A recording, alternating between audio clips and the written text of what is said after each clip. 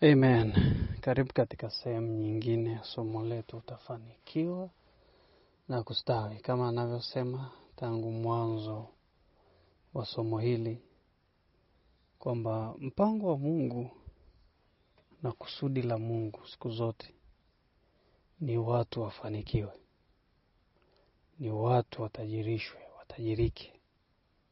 Wamiliki mali na vitu ambavyo Mungu aliviumba. Kama unadhani ili linalozungumzwa si la muhimu, angalia ulimwengu huu tunaoishi. Jiulize kwanza vilivyopo vimetoka wapi. Najua jibu utakalolipata ni kwamba vyote viliumbwa na Mungu.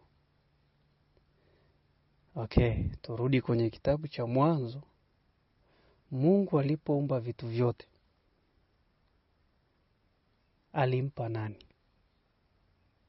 Alimpa mwanadamu. Kwa maana hiyo, kumiliki vitu ambavyo vimeumbwa na Mungu sio dhambi, sio kosa. Kuwa na vitu ambavyo ni Mungu ameviumba si kosa, na vitu vilivyopo viliumbwa kwa ajili ya mwanadamu, kwa ajili ya kumwezesha mwanadamu kuishi hapa ulimwenguni. Amen. Kwa hiyo vitu vyote tunavyoviona vizuri, vya maana, vya thamani, Mungu aliviweka viwepo kwa ajili yako, kwa ajili yangu. Kwa nini tuyaongelee hivyo vitu? Kwa nini tusiongelee mambo mengine? Ngoja turudi kwenye mwanzo. Baada ya Mungu kuumba, kilichofuata na ni nini alichomwambia mwanadamu? Alimuumba mwanadamu, alafu ikawaje? Akambariki. Na Mithali 10:22 nasemaje? Baraka ya Bwana utajirisha. Kwa hiyo kitu cha kwanza kabisa mwanadamu alikutana nacho au alichoambiwa kutoka kwa Mungu au alichopewa kutoka kwa Mungu ni baraka inayoleta utajiri. Kwa sababu baraka ya Bwana inatajirisha. Kwa hiyo kama ulidhani tunapozungumza habari ya baraka na mafanikio na kumiliki vitu kwamba havipo kwenye maandiko, kwamba ni dhambi, unajidanganya. Umiliki wa vitu ndilo jambo la kwanza ambalo maagizo ya kwanza aliyopewa mwanadamu. Twende Mwanzo 1:28. Maana ushahidi wetu ni maandiko. Wewe fikiria, baada ya Mungu kumaliza uumbaji na kumuumba mwanadamu, cha kwanza kabisa anazungumza na mwanadamu. Wala sio kuhubiri Injili, wala sio kitu kingine. Tusome Mwanzo 1:28. Ngoja nianzie 26 kabisa.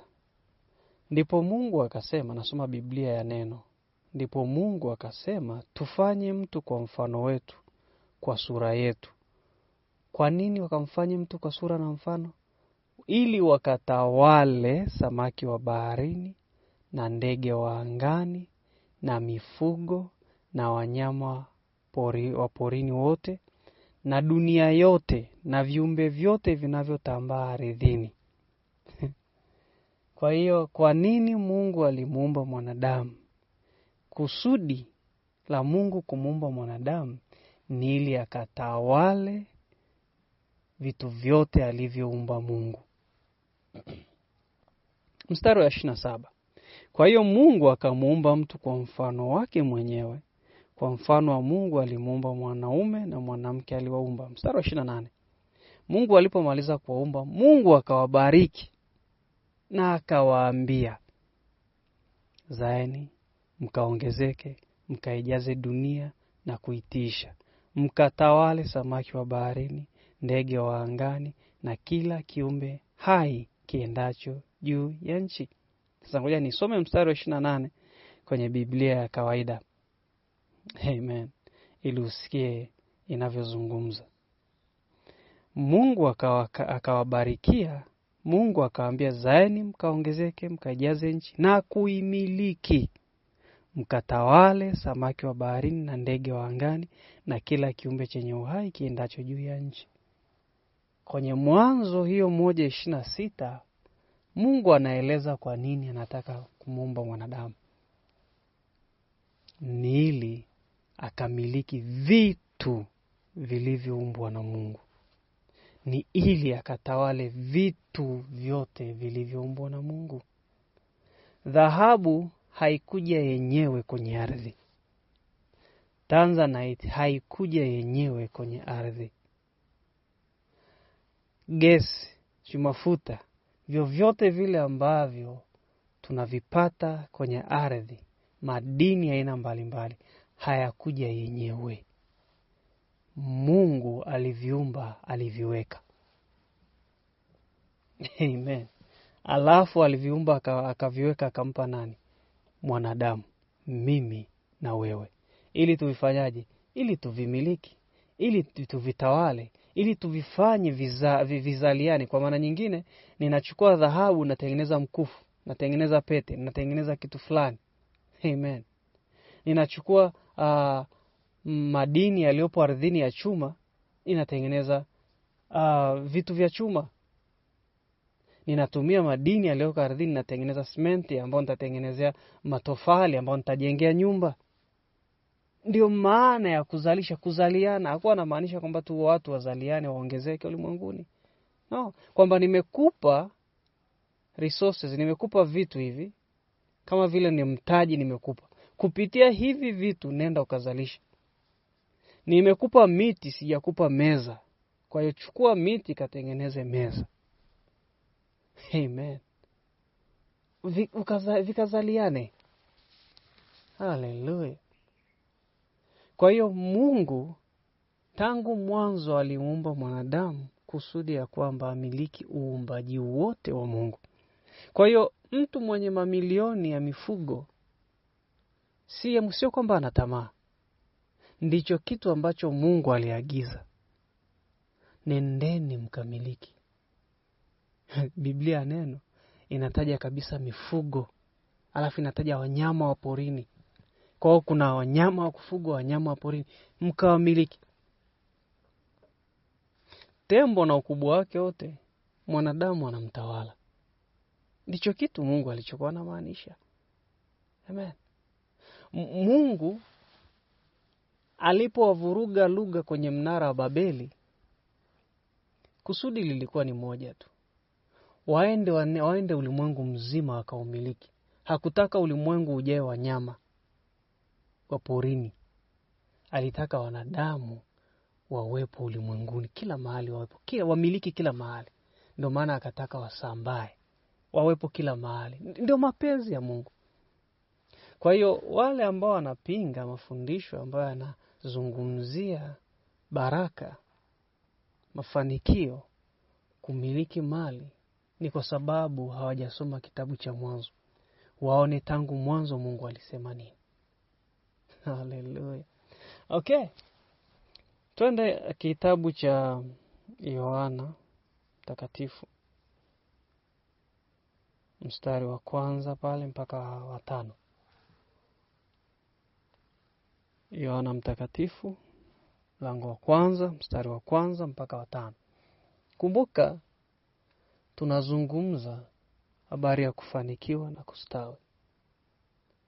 Sasa kufanikiwa kwetu na kustawi kunategemeana na kile ambacho tunakitii. Yule ambaye tunamtii. Kumbuka tunayemtii ni Mungu. Na Mungu tunamtii kwa kufanyaje? Kwa kufuata neno lake. Amen. Tunamtii Mungu kwa kufuata neno lake. Okay, mbona kuna watu hata wamwamini Mungu lakini wametajirika, wamefanikiwa? Okay. Wako chini ya laana. Mali walizozipata ni chini ya laana. Na ndio maana utajiri wa watu wengi ambao hautokani na Mungu, hautokani na kumwamini Mungu, unaambatana pamoja na magonjwa, na maradhi ya aina mbalimbali na maumivu na jasho na maisha ya wasiwasi na hofu. Unaona ni tajiri, ndio, lakini halali. Ana magonjwa haya na yale na yale. Kwa nini? Kwa sababu unaambatana na laana. Amen. Yaani amejitajirisha pasipo Mungu. Ametumia nguvu zake za kimwili, ujanja wake na akili yake. Kwa hiyo hamuamini Mungu kwamba ndo Mungu anaweza kumpatia chochote. Kwa hiyo hata kwenye kusema kwamba ninatoa nilichonacho kwa ajili ya watu wengine au kwa ajili ya kumshukuru Mungu, hawezi kufanya hivyo kwa sababu haamini kama ni Mungu. Anaiamini elimu yake, anaamini familia aliyozaliwa, anaamini connection alizonazo na watu wa serikali, anaamini labda nguvu za giza. Hiyo yote ni laana. Anaamini kwenye juhudi zake mwenyewe kwamba sinalala masaa 4 nafanya kazi. Yote hiyo ni laana. Chochote kinachopatikana kwa mateso ni laana. Chochote ambacho hakipatikani kupitia Mungu au Mungu hausiki ni laana. Amen. Unaweza ukadhani ana furaha, lakini haishi maisha ya furaha. Anaishi maisha ya taabu, shida, magonjwa na kila kitu kibaya. Amen. Sasa sisi tunataka kufanikiwa kwa njia ya Mungu, kwa njia ya neno. Okay. Yohana 1:1-5 anasema, hapo mwanzo alikuwako neno, naye huyo neno alikuwa pamoja na Mungu, naye neno alikuwa Mungu. Tangu mwanzo huyo neno alikuwa pamoja na Mungu. Vitu vyote viliumbwa kupitia kwake, na hakuna chochote kilichoumbwa ambacho kimeumbwa pasipo yeye. Pasipo nani? Neno. Ndani yake kulikuwa na uzima, na huo uzima ulikuwa nuru ya watu. Nuru hung'aa gizani, nalo giza halikuishinda. Amen. Tunazungumza nini? Tunazungumza neno. Okay. Ni kabla sijaenda mambo mengine ya kuzungumzia hapo, Biblia inasema hivi. Hallelujah. Vitu vyote viliumbwa kupitia kwake, kupitia neno. Na hakuna chochote kilichoumbwa ambacho kimeumbwa pasipo neno. Hallelujah. Ngoja nikupe siri moja ambayo watu wengi hawajui. Kila kitu kimefanyika kupitia neno. Neno la nani? La Mungu. Kwa hiyo asili ya vitu vyote ni neno la Mungu. Kwa hiyo ukihitaji kitu, inabidi uende kwenye nini? Kwenye asili yake, ambayo ni nini? Neno la Mungu. Kila kitu kinatii neno la Mungu. Ngoja nikupe mfano kirahisi tu wa kibinadamu. Mtoto anamtii mzazi wake kwa sababu mtoto ametokana na huyo mzazi. Haleluya. Kwa hiyo anaposikia amri ya mzazi wake, anaielewa, anaitii hiyo amri. Amen. Kila kitu tunachokihitaji asili yake ni neno la Mungu. Kwa hiyo ili nikipate hicho kitu, mimi inabidi niwe na neno la Mungu. Nikipata neno la Mungu, ninapata kila kitu. Kwa sababu kila kitu kinatii neno la Mungu. Hallelujah. Okay. Ni mahitaji ya nyumbani, vyakula, fedha za matumizi na vitu vingine. Neno la Mungu linasemaje? Okay. Kwanza kabisa Bwana Yesu anasema nisijisumbue kwa ajili ya jambo lolote, kwa ajili ya mahitaji yangu. kwa sababu Baba wa mbinguni anajua. Kwa cha kwanza kabisa, sisumbuki, naamua kutokusumbuka. Alafu neno linasema mahitaji yangu yanapaswa kujulikana na Mungu. Katika jambo lolote nisisumbuke, bali niombe. Alafu pia nishukuru. Amen. Kwa hiyo kwanza sisumbuki, siteseki, sivurugikiwi akili, siumizi kichwa kwa ajili ya yale ninayoyahitaji, kwa sababu ninajua Baba yangu wa mbinguni anayajua. Kwa hiyo ninachofanya ni nini? Ninafanya maombi. Amen. Kwa hiyo nikifanya maombi, huku nikiwa ninajua kabisa kwamba Baba yangu wa mbinguni anayajua, huku nikiwa sisumbuki wala sihangaiki wala siteseki wala sivurugikiwi akili kwa ajili ya mahitaji, nitapata mahitaji yangu. Bwana Yesu anasema shughulikeni kwanza na mambo ya ufalme, hayo mengine nitapewa kwa ziada. Kwa nini? Kwa sababu Baba anayajua. Kwa hiyo mimi nashughulika vipi na mambo ya ufalme? Amen. Ninapaswa kulijua neno na kulitenda neno na kulifanyia kazi neno. Ninapaswa kujiuliza kwenye ufalme wa Mungu ni nini ninatakiwa nifanye. Pengine kuna uhitaji wa fedha labda kwenye huduma fulani. Pengine kuna mchango wa kitu fulani. Kwa mimi ninapojishughulisha na mambo ya ufalme wa Mungu, pengine natakiwa nimhubirie mtu. Pengine natakiwa nikafanye kazi ya huduma. Amen. Nasema hii ni mifano. Haimaanishi kila mtu anafanya kazi ya huduma. No, kuna wengine wanafanya kazi zingine za kawaida. Haleluya. Swali ni kwamba mimi natakiwa nifuate maandiko yanavyosema. Kwanza kabisa nina mahitaji, sitakiwi kuhangaika wala kuteseka. Sitakiwi kuwa na wasiwasi wala hofu. Pili, ninatakiwa niombe, nisali kwa ajili ya mahitaji yangu. Haja zangu zinatakiwa zijulikane na Mungu. Lakini pia neno linasema nimkabidhi Mungu mahitaji yangu yote, maana anajishughulisha sana na mahitaji yangu. Kwa hiyo ninamkabidhi. Nikisema Baba, ninakukabidhi hitaji hili la chakula, naomba vyakula. Ninaliacha swala la vyakula, chakula changu mikononi mwako. Afu nikaamini ya kwamba Mungu analishughulikia. Basi chakula kitakuja. Kwa nini? Kwa sababu chakula kinatii neno la Mungu. Ambalo ni lipi? Ambalo nilo nasema tumtwike fadhaa zetu zote. Pia tumwachie. Tumwekee kichwani. Biblia zingine zinasema kwa sababu yeye anajishughulisha sana. Kwa hiyo nikishamwachia ili ashughulikie, ina maana nitakuwa nimefanya sawa sawa na neno la Mungu. Mahitaji yatakuja. Nisiposumbuka nikaomba kuhusiana na mahitaji yangu, ina maana nimefanya sawa sawa na neno, mahitaji yatakuja. Nikijishughulisha na mambo ya ufalme wa Mungu, labda mimi ni mtoaji sana kwenye ufalme wa Mungu, labda mimi ni partner sana kwenye ufalme wa Mungu, mahitaji yangu yatakuwa yanakuja yenyewe.